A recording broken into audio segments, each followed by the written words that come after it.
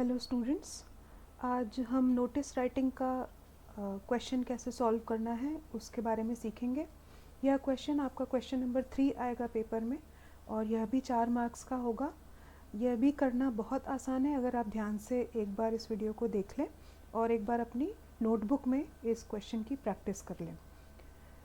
आधे से ज़्यादा चीज़ें आपको क्वेश्चन में ही मिल जाएंगी, इसलिए फिर से ये 4 मार्क्स भी गेन करना आपके लिए बहुत इजी रहेगा। तो आइए देखते हैं कि नोटिस राइटिंग का फॉर्मेट या प्रारूप क्या है। नोटिस हमेशा एक आधिकारिक ऑफिस की जवाबदेही पे निकाला जाता है। ये कोई ऐसा डॉक्यूमेंट नहीं है जो अनऑफिशियल हो, ये एक आधिकारिक डॉक्यूमेंट है। इसलिए नोटिस राइटिंग आपको सिखाई जाती है ताकि आप आगे चलकर अगर किसी ऑफिस में काम करते हैं, किसी सरकारी व्यवस्था में जाते हैं, किसी स्कूल में काम करते हैं, तो आपको लोगों को अपनी बात पहुंचाने के लिए नोटिस राइटिंग आनी चाहिए। इसमें सबसे पहले हम फॉर्मेट में देखते हैं नेम ऑफ द इंस्टीट्यूशन, यानी कौन सा इंस्टीट्यूट या कौन सा ऐसा ऑर्गेनाइजेशन है, कौन सी ऐसी संस्था है जिसने इस नोटिस को निकाला है और वो किस स्थान पर स्थित है। यानी नेम ऑफ द इंस्टीट्यूशन मतलब उस संस्था का नाम, और प्लेस यानी उस जगह का नाम जहाँ पर ये संस्था स्थित है। अब अगर ये संस्था किसी शहर में स्थित है तो शहर का नाम आ जाएगा, किसी गांव में या किसी ज़िले में स्थित है तो गांव का नाम, उसके साथ ज़िले का नाम आ जाएगा। उस हिसाब से आप अपना नेम ऑफ द इंस्टीट्यूशन और प्लेस डाल सकते हैं। आपके क्वेश्चन पेपर में जो क्वेश्चन मिलेगा उसमें यह इंस्टीट्यूट का नाम दिया भी हो सकता है, या फिर ये कहा जा सकता है कि ये आप अपने स्कूल का नाम डाल दीजिए, तो आप अपने स्कूल का नाम प्लेस के साथ, जगह के साथ वहाँ पर लिख सकते हैं। अगली बात, फॉर्मेट में लीव अ लाइन लिखा हुआ है, इसका मतलब है यहाँ पर आपको एक लाइन छोड़नी है ताकि साफ साफ दिखे कि क्या लिखा जा रहा है, कहाँ से ये नोटिस आ रहा है। तो एक क्लैरिटी लाने के लिए, एक स्वच्छता आपके नोटिस में रहे, इस वजह से वहाँ पर एक लाइन आपको छोड़नी है। उसके बाद अगली लाइन में आप हेडिंग डालेंगे नोटिस, NOTICE, मतलब ये एक नोटिस है और इसको आपको हमेशा बोल्ड लेटर्स में यानी बड़े अक्षरों में लिखना है। यहाँ आप देख रहे हैं NOTICE, ये सारे ही बोल्ड लेटर्स में लिखा गया है। इसी नोटिस लाइन में ही लेफ़्ट हैंड साइड में यानी बाईं तरफ आपको उस दिन की डेट डालनी है जिस दिन आप ये नोटिस निकाल रहे हैं। मोस्टली जो नोटिसेस निकाले जाते हैं वो कम से कम किसी भी इवेंट के, किसी भी जो आयोजन होता है उसके 15 दिन पहले लिखे जाने चाहिए ताकि ये सभी तक पहुंच सकें और सभी लोग उस हिसाब से अपना शेड्यूल, अपने तरीक़ों को प्लान कर सके। तो यहाँ पर डेट का एक जो अंतर्राष्ट्रीय फॉर्मेट है MMDDYY, ये आपको दिख रहा है। MM का मतलब होता है मंथ, ठीक है। तो मंथ आपका 01 यानी जनवरी से शुरू करके और 12 यानी दिसंबर तक के सारे मंथ्स का यहाँ पर नंबर आप लिख सकते हैं। DD यानी कौन सी डेट है, यहाँ पर डेट पर आप 01 से शुरू होकर के 30 या 31 तक, 31 तक यहाँ पर डेट डाल सकते हैं। ऑफ कोर्स अगर मंथ फरवरी का हुआ तो आप 28 तक ही डालेंगे। उसके बाद ईयर में यहाँ YY लिखा हुआ है, तो यहाँ पर YY जब 19th सेंचुरी 20th सेंचुरी थी तो हम यहाँ पर सीधे ईयर डाल देते थे। आजकल क्योंकि हमने मिलेनियम क्रॉस कर लिया है, हम 2000 वाले सेंचुरी में हैं, तो हम यहाँ पर पूरा 2023 या 2024 ऐसे करके डालते हैं। तो MMDDYY का अर्थात है, MM का अर्थ मंथ हो गया, DD का अर्थ डेट हो गई और YY का अर्थ वो साल का नंबर हो गया। उसके बाद इसी लाइन में आगे आपको सूटेबल हेडिंग डालनी है। यहाँ पर भी सूटेबल हेडिंग यानी ये नोटिस किस बारे में है वह लाइन यहाँ पर डलेगी। तो सूटेबल हेडिंग अब हमारे जो क्वेश्चन के हिसाब से होगी वो हम यहाँ पर डालेंगे कि ये नोटिस किस बारे में है। उसके बाद आता है कंटेंट, यानी आप उसमें लिखना क्या चाह रहे हैं। तो वो 60 से 80 वर्ड्स में यह कंटेंट बिल्कुल क्लियर होना चाहिए कि यह नोटिस किस बारे में है, किन लोगों से इसका मतलब है, कहाँ पर कोई इवेंट हो रहा है, कब हो रहा है, कौन इसमें पार्टिसिपेट कर सकता है। ऐसी सारी जो महत्वपूर्ण चीज़ें हैं जिससे लोगों को क्लियरली पता चल जाए कि ये नोटिस किस बारे में है वो यहाँ पर लिखना है। कैसे लिखना है वो हम क्वेश्चन को जब सॉल्व करेंगे तब देखेंगे। उसके बाद अंत में एक लाइन छोड़ करके फिर से आपको सिग्नेचर करना है। अब सिग्नेचर यहाँ पर अपने क्वेश्चन के हिसाब से, अगर आपके क्वेश्चन में नाम दिया हुआ है तो आप उसका कैसे भी सिग्नेचर बना सकते हैं। ABC डाल दीजिए, एक लाइन खींच दीजिए, कोई भी एक सिग्नेचर आप अपने हिसाब से यहाँ पर बना सकते हैं।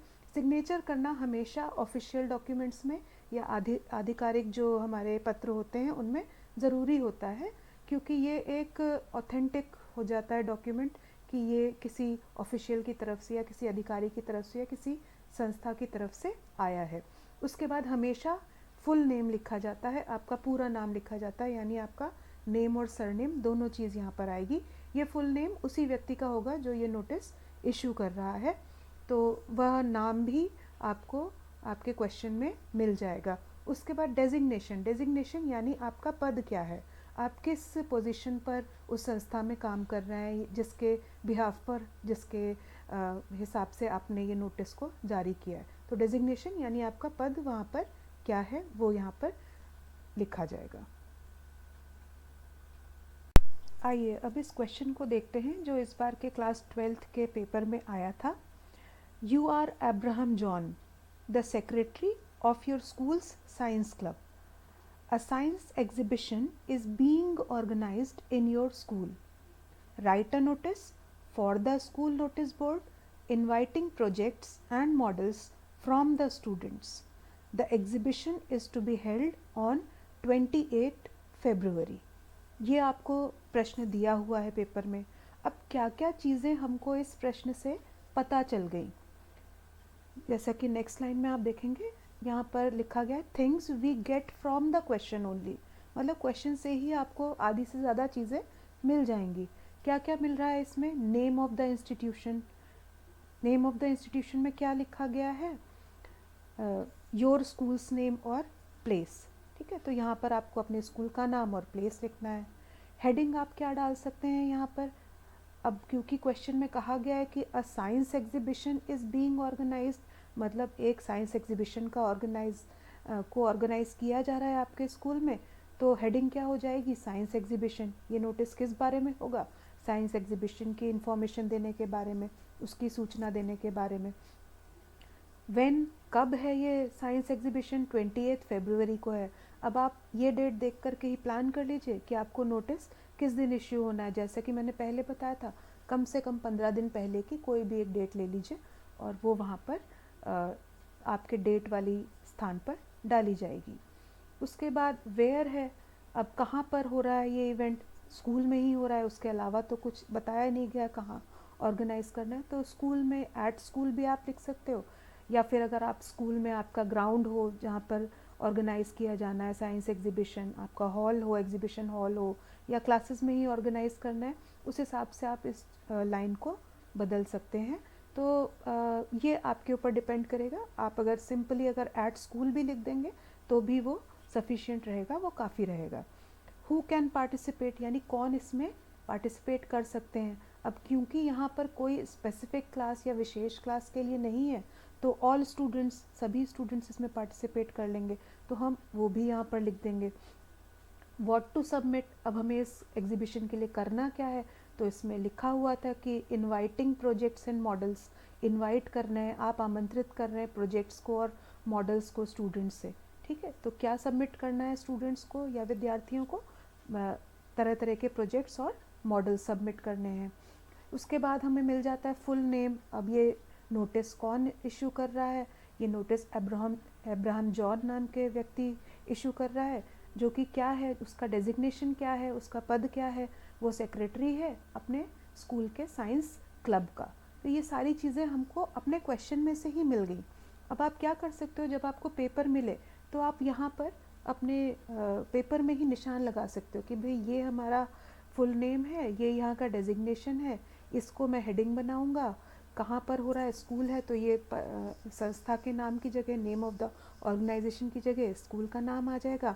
उसमें मेन बात हमें क्या लिखनी है कि इनवाइट करने प्रोजेक्ट और मॉडल फ्रॉम स्टूडेंट से हमें प्रोजेक्ट और मॉडल इनवाइट करने। तो ये आप अपने पेपर में ही मार्क कर सकते हैं कि ये चीज़ें मुझे पता चल गई हैं यहाँ से। उसके अलावा एडिशनल इन्फॉर्मेशन, कुछ और इन्फॉर्मेशन अगर आप देना चाहते हो तो वहाँ पर आप वो भी ऐड कर सकते हो। जैसे अब ये साइंस एग्जीबिशन का मामला है तो आपको प्रोजेक्ट और मॉडल सबमिट करवाने के लिए एक निश्चित डेट देनी पड़ेगी स्टूडेंट्स को कि उसके बाद सबमिट नहीं होंगे प्रोजेक्ट और मॉडल।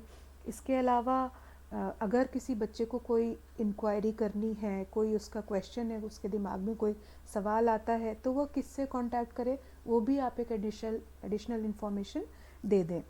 तो ज़्यादातर केस में जब हम ये कहते हैं कि आपको कोई क्वेरी हो तो आप जो नीचे जिसने साइन किया है, अंडर साइंड, अंडर यानी नीचे और साइंड यानी सिग्नेचर किया हुआ, तो जिस भी व्यक्ति ने ये नोटिस निकाला है उससे आप अपनी क्वेरीज को सॉल्व कर सकते हैं।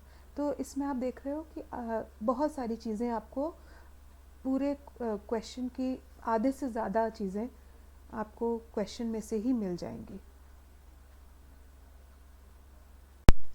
अब ये आपका उत्तर है उसी प्रश्न का। Name of the organisation, institution और प्लेस की जगह हमने लिखा है गवर्नमेंट HSS एक्सीलेंस इंदौर। आप अपने स्कूल का नाम यहाँ डाल सकते हैं, अपनी जगह का नाम यहाँ डाल सकते हैं। उसके बाद हमने एक लाइन छोड़ करके अगली लाइन में लिखा है नोटिस।